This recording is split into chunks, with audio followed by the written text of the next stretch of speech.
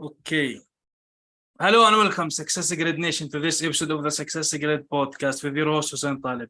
In this episode, we are going to be talking about healing the human brain and how to rewire your brain today. My guest in this episode talking about this, his name is Scott Warrick. He is a 3-time best-selling author, a national professional speaker, a practicing employment law attorney, and human resource professional with 40 years of hands-on experience. Scott uses his personal unique background to help organizations get where they want to go, which includes coaching and training managers and employees in his own unique, practical, and entertaining style.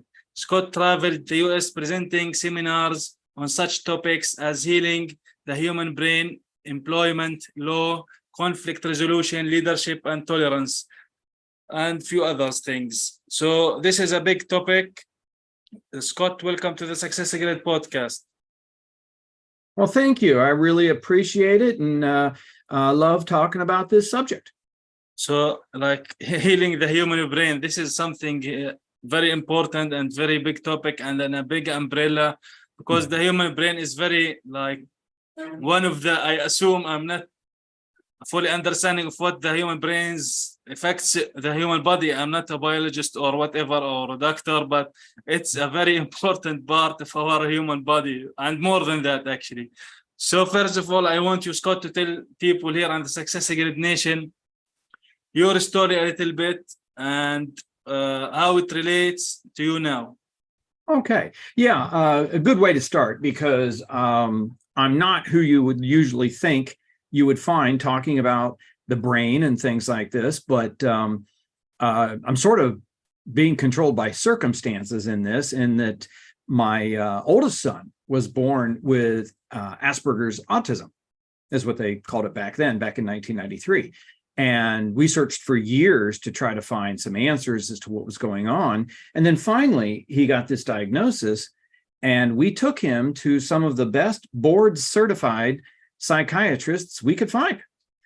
All of them told us the same thing. This is just the way he's wired. There's nothing you can do about it.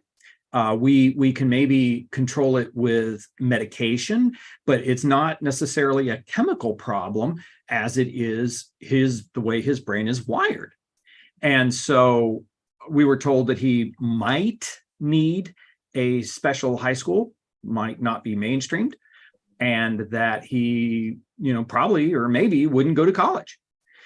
So I thought, well, let's just look into this myself. Being an attorney, I'm into research, and I actually pride myself in being able to research. So I spent the next few years learning all of what the neuroscientists, not what the neurologists were saying, but what the neuroscientists were discovering. And it was really an exciting time for the human brain. And at that time, I mean, all these publications were coming out that we've learned more about the human brain in just the last few years than we've known in the previous 5,000. And I learned that no, all of our psychiatrists, the board certified, top of their profession, they were all wrong. You can rewire the human brain. You actually grow 100,000 brand new brain cells every month. That's called neurogenesis. And each one of those brain cells, each one of those neurons can grow 10 to maybe 100 connections. So you can grow maybe 1 million new connections every month and rewire your brain. And if you give your brain a chance, that's what it naturally does. So we took, in 2006, Michael and I flew to Reston, Virginia, to the Amen clinics. And he was 12 years old. And we had his brain scanned, and it was a mess. Red hot spots meant it was just burning too hot in certain areas. Other areas were not burning hot enough. So we started all kinds of therapies and change of diet, change of all kinds of things, changed medications, gave us a much more accurate view as to what we were dealing with, so we get better diagnosis and better treatment plan. Well, we took him back 2 years later in 2008 to see, okay, where are we with this? How are we doing? And at the same time, my wife told me, well, while we're there, you're getting scanned. You're getting scanned. And I said, no, I'm not. I don't need a scan. And she goes, oh, no, you're getting scanned. You're nuts. You are nuts. You're getting scanned.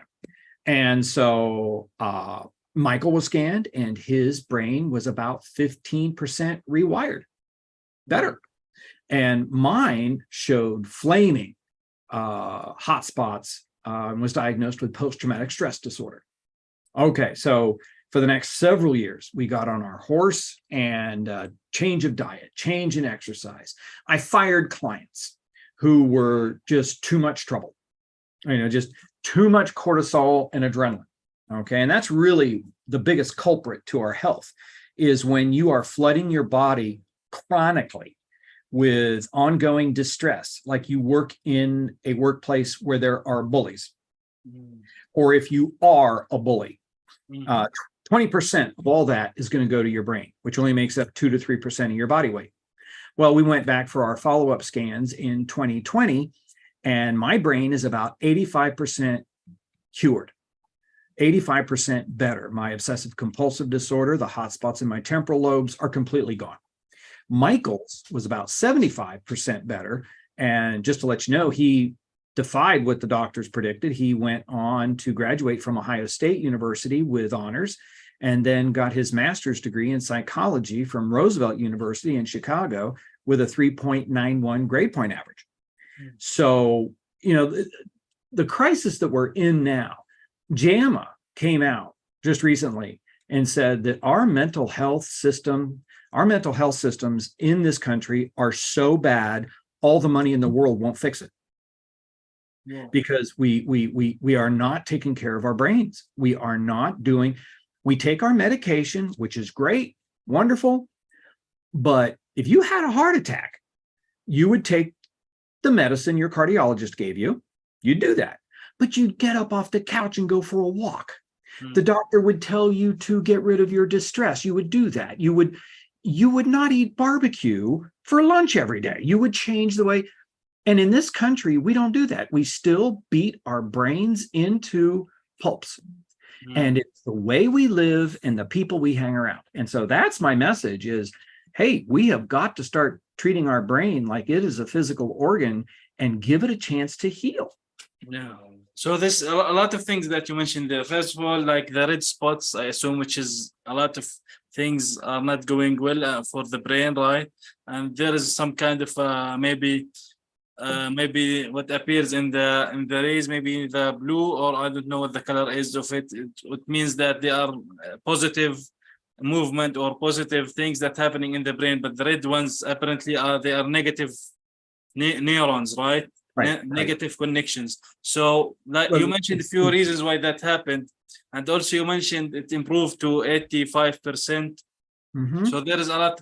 Can we first of all determine exactly what the reasons are for that negative activities in the brain, and also can we reach to 100% wellness in our brain? Because as you mentioned, there are things that involve in our lives, even if it's eating, environment, other people, negativity from other people. There is a lot of things that are affecting our health and well-being.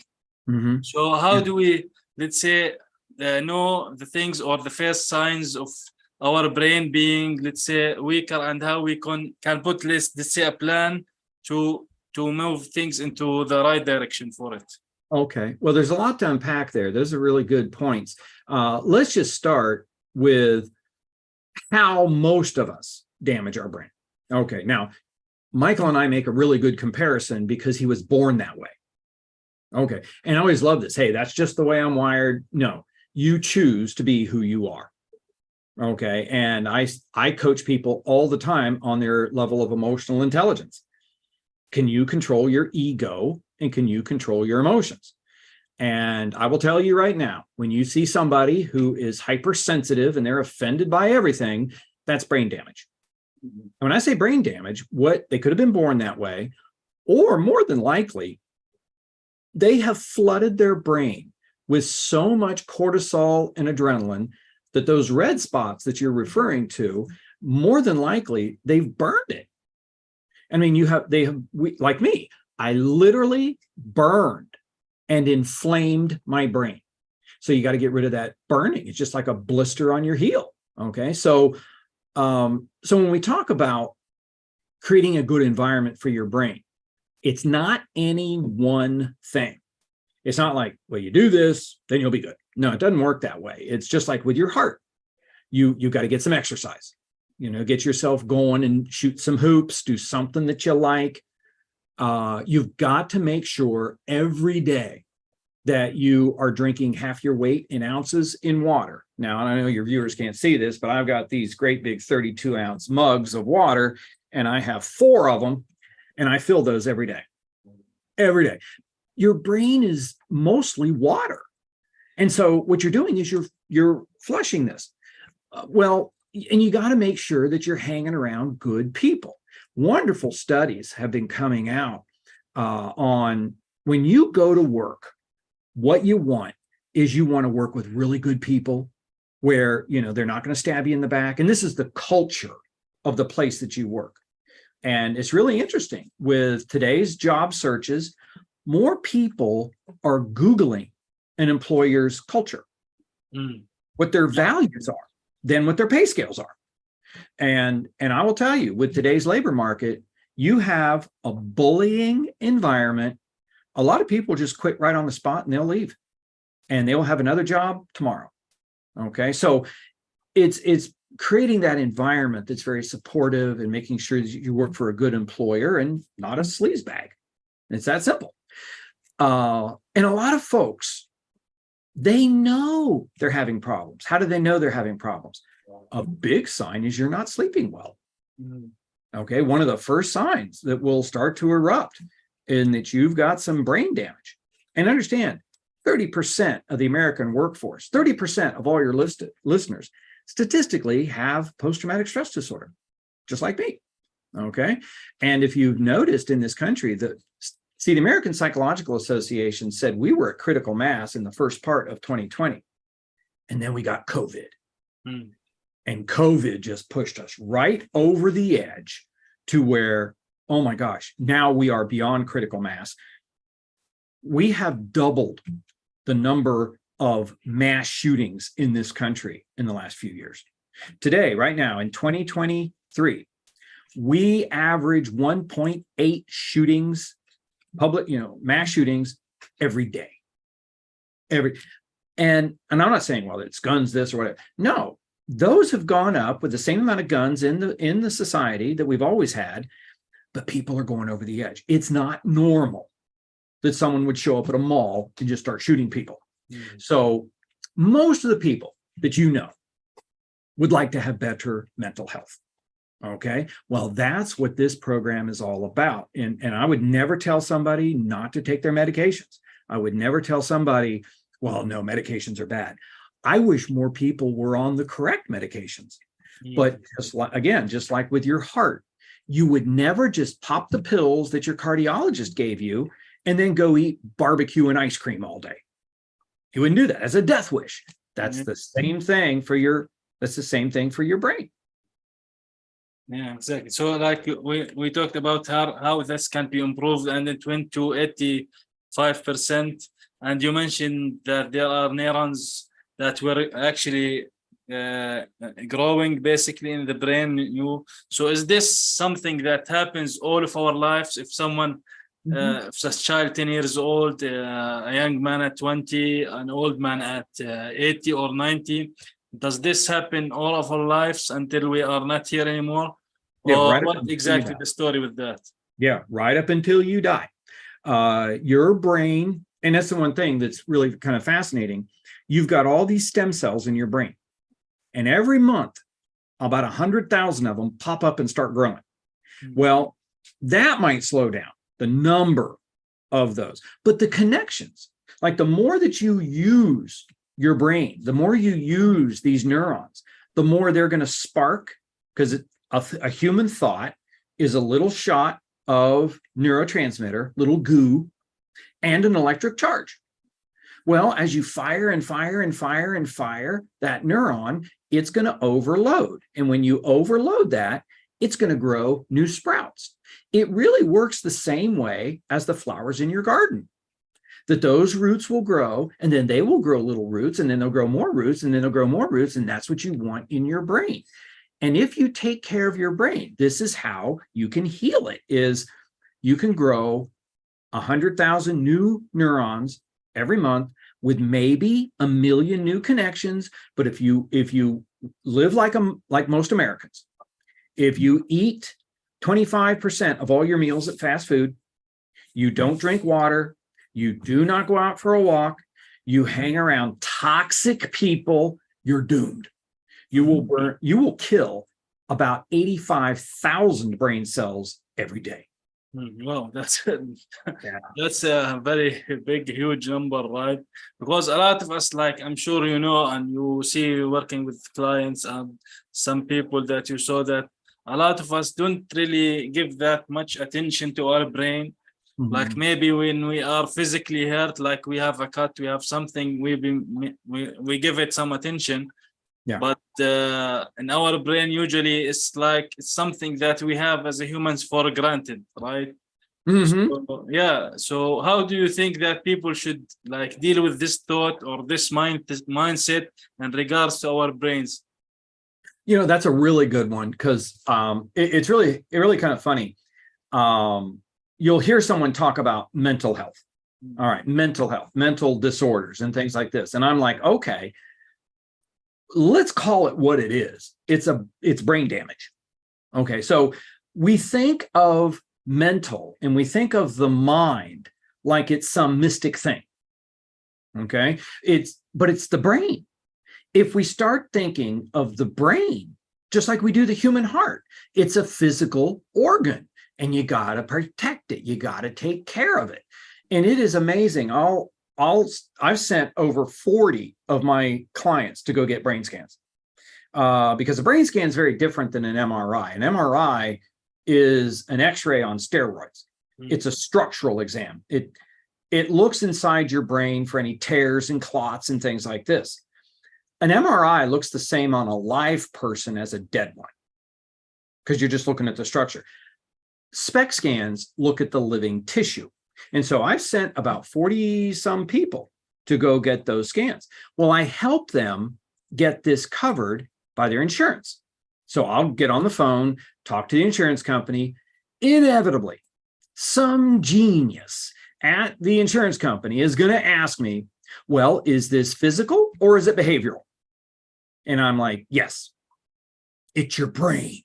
So you kind of see this whole thing, even the insurance companies, well, is this mental or is it physical? It's the same thing. It's your brain. So that little step right there, if we start thinking of our brain like a physical organ, then start learning more about how to take care of it. Most people don't have a clue what damages their brain, and they don't have a clue as to how to take care of it so that it will do what it does naturally and regrow. And I'll tell you, it's amazing. I've talked to so many different folks in my practice. They will be on the right medication. The doctor that they're going to has done a wonderful job in diagnosing the problem, got them on the right medication, and the medication is working. And 2 or 3 or 4 years later, they got to up the meds. Well, I'll tell you, most of the time, what's happening is you're taking the medications, which are great because they're suppressing the symptoms. They don't do anything to cure the brain. They don't cause more brain cells to grow. They just suppress symptoms. It's like a painkiller, okay? But you keep bashing your brain like a soccer ball, you're going to damage it more. So guess what? You got to up the meds. The medication doesn't work anymore. Here's my thing. Well, take your meds. That's wonderful. You've taken that step to take care of yourself, but take care of your brain. Because if you take care of your brain, then maybe you won't have to up your medication later. And maybe you won't need as much of that medication. If I listened to my doctors, I would be on a handful of 5 or 6 psychiatric medications today. And I'm not. And I've actually got the pictures to prove it, what parts of my brain are actually cured. Yeah. So like I want to take a little bit further. Like, how do you think like the brain attached to, for example, spirituality or for example, meditation, these kind of things? We talked about like, for example, going for a walk or maybe doing some sports or whatever. But how do you look at the spirituality of things for the brain, if it exists, or do you think it's relates, or for example, at least meditation or these kind of practices? Big part of it, huge part. And again, we're living in such an age that we can actually look inside the brain and see. There is this wonderful study of Buddhist monks who spend so much time meditating. Okay, and the spirituality, it's kind of funny. Religious people pray, spiritual people meditate. Potato. Okay, same type of thing. Okay, so but the frontal lobes of which is what we use for emotional control, logical center, or frontal lobes. A Buddhist monk's frontal lobes are huge. They dwarf other people, because you're always firing those frontal lobes. Now, most people can't meditate for hours a day, but we've got studies that 20 minutes a day for just a few weeks will show more neurons in your frontal lobes. And this is so effective that the Navy SEALs are doing it. Now, I don't know how many people out there are familiar with what training Navy SEALs have to go through. But just to become a Navy SEAL, the final test for you is to go into a pool, maybe 20 feet underwater, and you've got to stay under there with your scuba gear for 20 minutes. As your instructor comes around and pulls the air out of your mouth. Now, I'll tell you right now, anybody who has ever been in the pool and gulped a mouthful of water and choked on it knows what drowning feels like. It is our greatest fear as a human. Now, picture these guys underwater having to do this. The Navy SEALs were flunking out 75% of everybody who went through. Only 25% would pass. So they said, what if we became more mindful? What if we borrowed a page from the Buddhist monks and we started doing this stuff? Well, what's happening is these Navy SEALs are strengthening up their control mechanism, their frontal lobes, to control their amygdalas. And those amygdalas, which sit like two little balls behind your eyeballs and above your ears, all of our fight or flight comes from that. And just to keep this in perspective, a guy by the name of Dr. Joseph Ledoux discovered those in 1992. Now think about that. That's nothing. I mean, when I was in high school, we knew about fight or flight, but we had no idea what part of the brain where that's centered. And it took another 6, 7, 8, 9 years to figure out what it did. Today, we know that the more powerful your frontal lobes are, that they can control your fight or flight response. Pass rate of the Navy SEALs today is more like 33%. Just by that. And I will tell you, meditation has got a big part in the book. And I have an app and a couple of apps on my phone that is purely for meditation, because it is absolutely an essential piece for self-control. And just food for thought, I use a picture of Bruce Lee and part of my emotional intelligence model. And I'll get people, why is Bruce Lee up there? I said, because the fastest way to grow your emotional intelligence is to study martial arts. That's amazing. So yeah, because you mentioned, so you mentioned your book and you have meditation part of it. So what do you think that made you wanna share what happened with you into a book? And what are the most important, let's say, chapters in the book that you want people to apply? Yeah. Well, let's start with why I wrote the book. I've been working on this program. I've actually been presenting on this program for over 10 years, traveling around doing this type of stuff. And the response that I've been seeing from people is that they have no clue. And things they do every day that they honestly have no idea that they're literally destroying their brain. So I started putting all this stuff together and started putting it down into a book, because I can't necessarily go and speak everywhere or people hear me, but anybody can pick up a book and read it. And so just finished it last year in 2022. We published it in December 1st. But the whole idea is that, yes, I'm trying to sound the alarm as much as I can. The mental health of this country is going down the pot. Okay. And just think of the Romans. Romans went crazy. Rome went literally crazy. Some genius thought it was a good idea to line the aqueduct where all the water is coming into Rome with lead. Okay, you shouldn't drink leady water.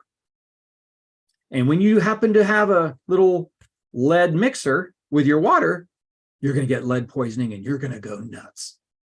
And welcome to Rome. Okay, very well documented. They're just flipping nuts.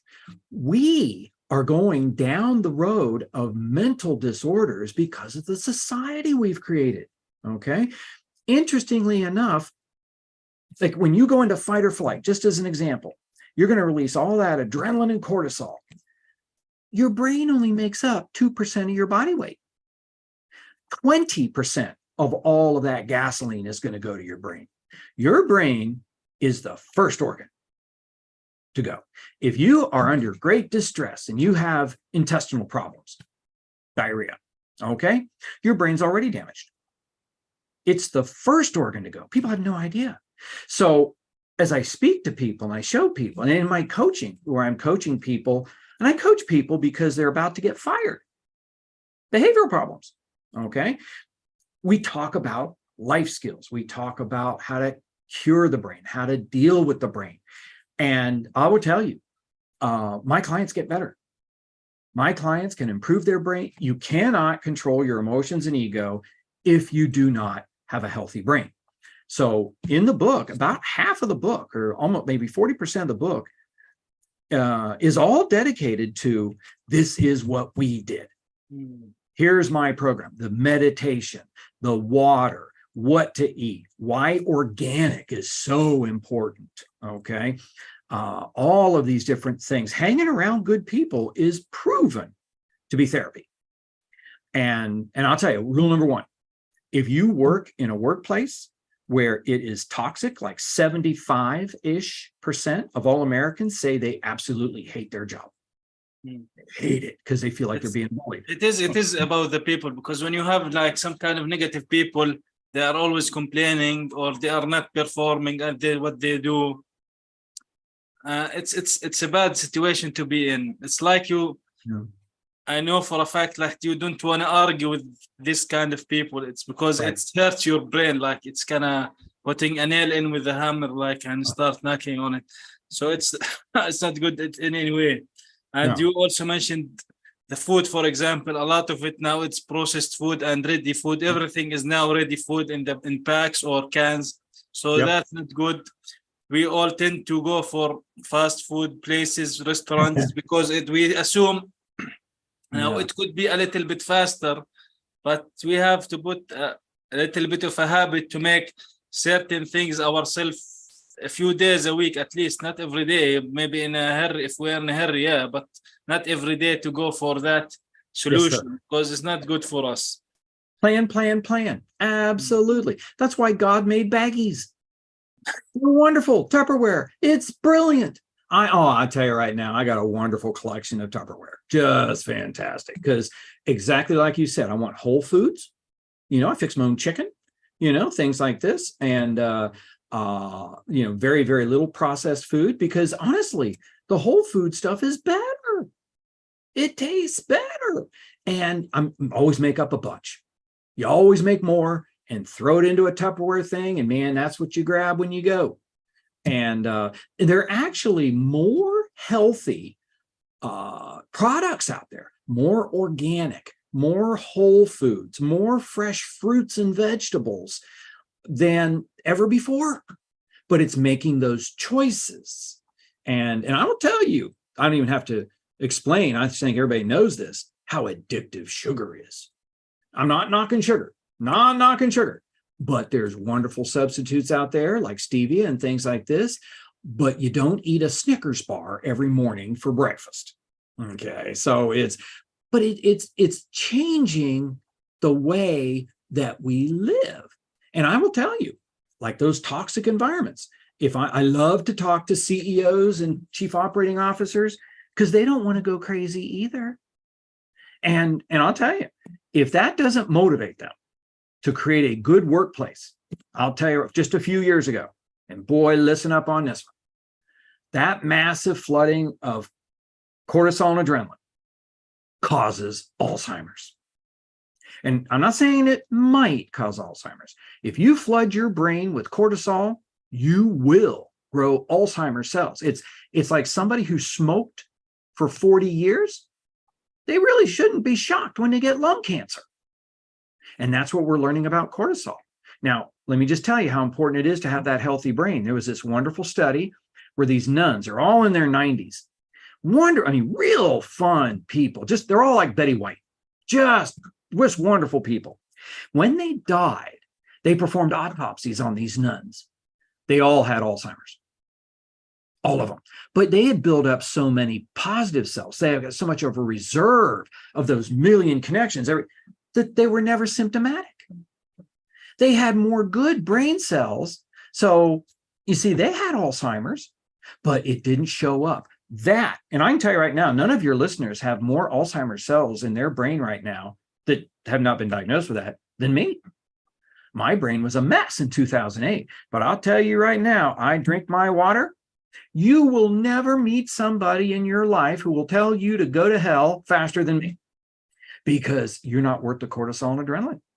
If you want to bully me, I'll just shut you right out and I'll never talk to you again because you're blowing cigarette smoke in my face and I'm never going back to where I was in 2008.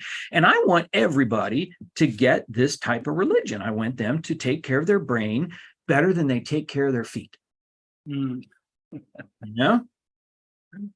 So because this is the SuccessGrid podcast, how important do you think having our brain in the right condition to achieve the success that we want to achieve, whether it's financial or in business or career or whatever? It's everything. It's everything. And honestly, that is such a good question. I put a slide in there, and I don't know if your listeners, this will be an age thing, if they've ever seen the movie Young Frankenstein. Fantastic old movie. And I got this picture of Marty Feldman, who plays Igor, with the brain. And I put this graphic up, and people who are older like me get it right away. And I'll say, is your brain important? And it's kind of funny because I've gone to different conferences and someone would say something like in their notes, they'd say, I really enjoyed this, but I don't really see how this helps me with my job. And so sometimes subtlety doesn't get you anywhere. So I'll tell you, Hussein, this is a perfect question. You need your brain for everything. You could lose a foot. You could lose a hand. You can't lose your brain. Look at Stephen Hawking. The guy's body was shot, but his brain was the most magnificent organ that we know of. He was so brilliant. Everything you are, your sense of humor, the way you relate to other people, how happy you're going to be is your brain. Really, your whole body is nothing but a transport system for your brain. That's all it is. And when your legs give out, we're going to get your brain a wheelchair to take you around because that's all you really are is your brain. So perfect question. You cannot do your job. You cannot be happy. You can't have relationships. You're nothing without your brain, and you should protect it with your life. You should never, never let anybody blow smoke on it. Yeah, you mentioned being happy. So that's also another thing or aspect into it. So like us as humans, for example, you want to achieve success to be maybe happy, to want to achieve like some financial freedom or support each other or help people to be happy or whatever it is that we do, we seek happiness. So also how our brain makes us happy, do you think? Yeah. Let's just take, first of all, when we look at happiness, okay, and there's all kinds of studies out there and that you see, and first of all, let me tell you right now, there's no study in the world anywhere that is saying that the happiest people on the planet live in America. That is not even close. We're not even in the top 30, I don't think. So, but it's happy with who you are. And I'll tell you, it's like, well, I want to get this. I want to, no, wait a minute. Look where you are now. And this takes a logical brain. It takes being able to control your emotions. Okay. And that's really what a lot of it gets back to. And remember, you and I, okay, you and I don't care where somebody's living or whatever, all humans on the planet are related to each other by no more than 50 times removed. Now, if you believe in Adam and Eve, that makes sense. But then we got the Human Genome Project, which shows, yeah, we all have shared DNA. We all come from Mother Eve. That is just a fact. Okay, what's that mean? It means we all share the same wiring, and your family and my family lived here thousands of years ago running from saber-toothed tigers. Now, what we all have in common, we have those amygdalas, and they fire. Now, get your fight or flight. 17 thousandths of a second. Picture, you can't even blink that fast, okay? So you and I and our relatives would be out walking thousands of years ago. We would see a bear. We ran. We didn't think about it. We just ran. There were humans who did not have the amygdalas like us, and they just stood there and scratched their head and go, huh, I wonder what that bear is going to do. Well, thank God, okay, because that's it for those people, okay? They didn't survive. The old joke, I don't have to outrun the bear, I just have to outrun you, is true. That is true. So your relatives, my relatives, our shared relatives, we are now cursed with this brain that kicks in 17 thousandths of a second in the 21st century. And guess what? We watch the news all the time and we see what's happening in Ukraine. We see what's happening at the mall. We sit around and worry about it. And then we sit around and we scare ourselves with it. And I'll tell you, just to let you know how digital technology has destroyed part of our brain, kept us on that fight or flight response. If you're under the age of 30, male or female, the number 2 cause of death in America is suicide. And you know what that corresponds with? This is from Dr. Haidt, Haidt, out of New York University. It all corresponds with the advent of the cell phone, the iPhone. I can bully you in your bedroom. You're not safe anywhere. And you kind of see, now I'm on fight or flight all the time, and I'm worrying about all these things. No, there's a great book out there called Why Zebras Don't Get Ulcers. Because they're food, basically. Because they don't worry. So you want to be happy? Okay, first and foremost, build up those frontal lobes. Get a clean brain that isn't PTSD like mine was, that isn't having anxiety. So you got to have a healthy brain. You got to be like Betty White. Betty White, sharp as a tack until she died, like 10 days short of 100. That's a healthy brain. So that's what you and I need to work on together, and we can have a healthy brain. And you know what? Then we're content. We're happy. We're happy with who we are. And quite frankly, if my neighbor has a better car than me, I don't care.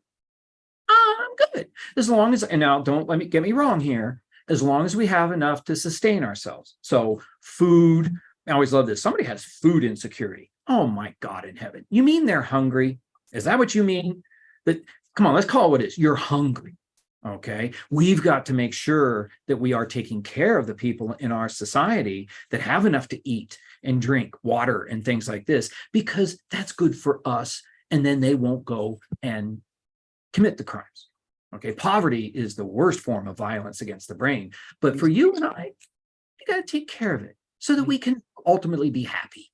That's very important what you mentioned there. We need to stop comparing our things, our lives to other people's lives. It's not, we are not in the same place where they are, whether in business life, financially, money, whatever it is. You can do your best to achieve what you want to achieve without comparing yourself to other people. Yes, because this will kill something in you. Oh, it'll breed your insecurities. And I'll tell you, I've known a lot of folks in my life that are very wealthy. Okay, just very wealthy. Their children don't have to work another day. Their grandchildren will never have to work another day. And I'll tell you, some of these people are just so miserable, and they're filled with hate, and they're filled with getting back at. And I'm like, you're giving yourself Alzheimer's. If you are a bully, you are killing. So don't be crying when you are absolutely miserable one day because your brain is just so broken you can't even fix it anymore. You got to be like Betty White. You love That's a if you healthy brain. Yeah, be Betty White, man. Her body gave out, but her brain, she was sharp as a tack right up until she died. She's almost 100. Exactly. Like if we do, I don't know, maybe I assume if they have a study or if they do study people who lived like or was born like 100 years ago or maybe before that, they have maybe longer lifespan than the people who, for example, born like maybe in the or will be born in these days, because there are so much things, there are so much things that could be pressuring them, or a lot of things comparing to a lot of like lifestyle, food, a lot of things that compress. So if you don't have the, let's say, self-discipline and the rules that can control yourself with, you will damage yourself, your brain and other things along the way. Oh, you are so right. You are so right. And I can tell you, it's amazing because we talk about our food supply and everything like this. One of the things that I talk about in the book are the studies that we have on multivitamin packets. That is so critical to get your vitamins and minerals, because if you and I had an orange back in 1970 for the vitamin A, just, hey, let's eat this orange. Okay, so we got this orange. And we have an orange today. To get the same amount of vitamin A, you got to eat 8 of them. What, really? What? Yeah, you got to. Our corn, our broccoli, our asparagus, our oranges, our pears, they do not have the vitamins and minerals that they used to have. And the reason being is nobody rotates crops anymore. And our manufactured seeds, okay, these seeds we're turning out have thicker and thicker stalks so that you can turn out more product per bushel, but you're not taking up any more vitamins and minerals. So if you pop in 10 bushels of broccoli in a space where now you have 50, well, they're all splitting that same amount of vitamins and minerals. You're not getting the vitamins and minerals. JAMA, Journal of American Medical Association, 15 years ago came out and said, man, you got to be taking your vitamins and minerals because you are not getting what you need from your food. So think about that. I love your analogy here, because my grandfather was born in 1899.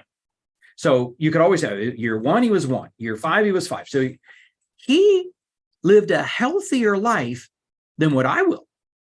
But I might live longer because of what modern medicine can do for me, but my quality of life is going to go right down the toilet.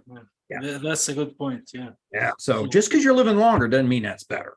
Yeah, you have to. The comparison of how nutritious food is a long span with life and the modern farming styles. There are good ways, but at the same time, if you keep injecting animals or food or veggies or fruits with like certain hormones or whatever it is that they do to make things grow faster and bigger with less nutritious things inside of them, this is pointless. So if you are in general would be full with, like, let's say two oranges and 1 apple, now you will have to eat 4 apples and 4 oranges to be full to get your nutrition. So this is a big comparison, I assume. Yes. Farmers markets are wonderful, but I can tell you right now, big part is I send off to the Amen clinics and I take 2 packets of multivitamins every day. My whole family does. Because we shop pretty healthy, but that doesn't necessarily mean the vitamins and minerals are going to be in there. And that's what the body needs. So honestly, we ate much healthier back in the 30s, 40s, and 50s. And today our food is not what it was. Yeah. Well, Scott, thank you for this conversation. Where can people, I assume there's a lot of things we can talk about, but we are running out of time. So where can people get in touch with you, learn more about you, and learn about your book? I have one-stop shop, one-stop free stuff. Just go to scottwarrick.com. That's SCOTTWARRICK.com.